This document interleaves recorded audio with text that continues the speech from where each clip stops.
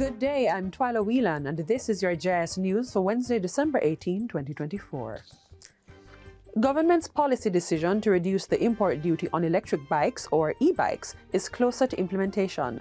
The Road Traffic License Duties Order 2024 resolution to reduce the import duty from 20 to 10% was approved by the Senate on Friday. Government Senator and Minister of Commerce Aubin Hill moved the motion in the upper house. He explains that it's meant to provide similar incentives for electric bikes as were previously accorded for electric cars. In 2022, the Electric Vehicle Strategic Framework, as well as the governing fiscal policy, was approved by the Cabinet, and the order governing importation of electric vehicles was issued. However, it restricted the importation to cars and SUVs. The government will be removing that restriction to include a wider range, including electric motorbikes. Cabinet therefore gave approval by way of Cabinet decision number 824 dated March 18, 2024 for amendments as follows. The third schedule of the Road Traffic Act has also been amended to provide an exemption from the payment of annual license fees for electric bikes. The amendments mentioned would only be for electric bikes which are 3 years old or less since the date of manufacture. It was also approved for the regime to be in place from April 1, 2024 to March 31, 2029. The Consumer Affairs Commission, CAC, is urging persons to buy smartly and shop around for the best value for money during the holiday season.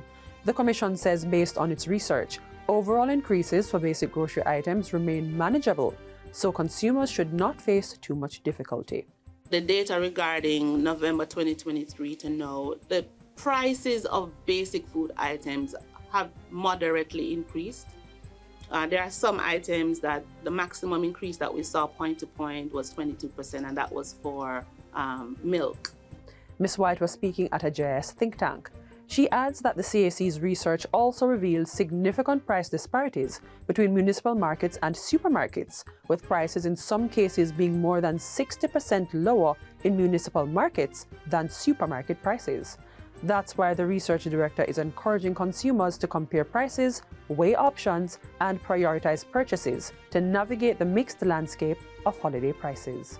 And so some of us have to make some tough choices this year. We have to decide whether or not we're going to buy fresh or canned or frozen. And those are decisions we'll have to make because the prices of our traditional items that we like to see on our Christmas plates each year are pretty high. So what we may have to do is either buy less of those items or, as I say, go the way of canned or frozen. Consumers can get information on the most current price research for groceries and petrol on the CAC's website through its price inquiry tool and the CAC mobile app. Meanwhile, the Consumer Affairs Commission has secured over $17 million in compensation on behalf of aggrieved customers for the period April to November 2024. This was disclosed by Chief Executive Officer Dulcie Allen during a JIS think tank.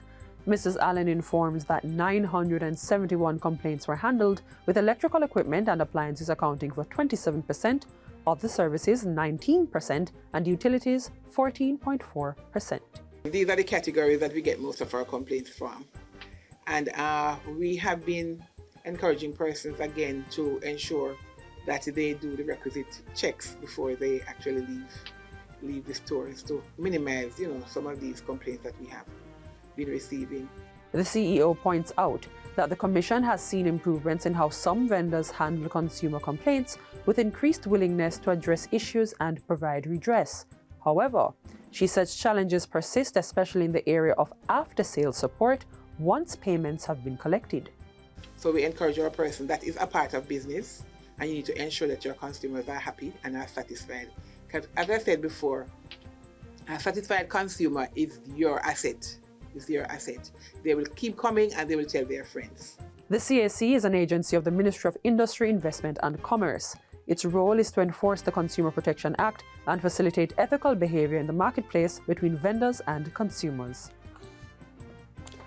Minister of Justice Delroy Chuck says the government remains committed to ensuring that members of the disabled community are not left behind in the delivery of justice.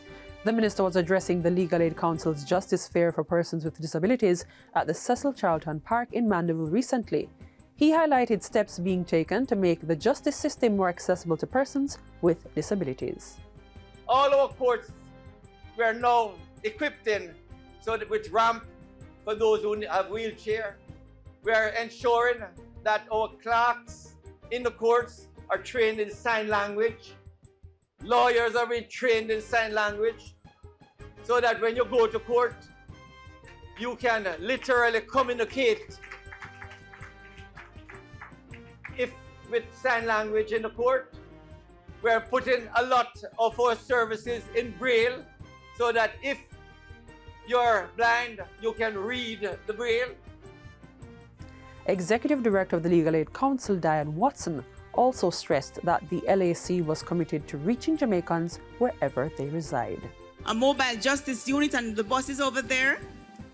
The bus is equipped with wheelchair lift, and we cater, as we said, to persons with disabilities and to everyone. So we want to enable people. So we go around the island on the bus. It's our office, lawyers on the bus. So it's like lawyers on wheels, and we travel everywhere giving legal advice to persons who need it. We'll also come to your group. You just need to give us, if you just give us 4 weeks notice, we'll come to you. And finally, the government has strongly condemned the brutal killing of veteran journalist Barbara Gale. Prime Minister Dr. Andrew Holness says the act of violence inflicted on Ms. Gale is deeply disturbing, tragic, and senseless. He has instructed the relevant authorities to ensure that justice is served swiftly in this matter. Dr. Holness describes Ms. Gale as a stalwart of Jamaican journalism whose career was defined by truth, justice, and transparency. He also extends deepest condolences to her immediate family, friends, and media colleagues. Meanwhile, Minister of Gender Olivia Grange says this is another of the senseless killings bedeviling our society. Also condemning the incident and expressing condolences is leader of the opposition, Mark Golding, who says Ms. Gale's death represents not just a loss to her family and loved ones, but also to Jamaica's media fraternity and the nation as a whole. And that's it for JIS News Today. I'm Twyla Whelan. Thanks for watching.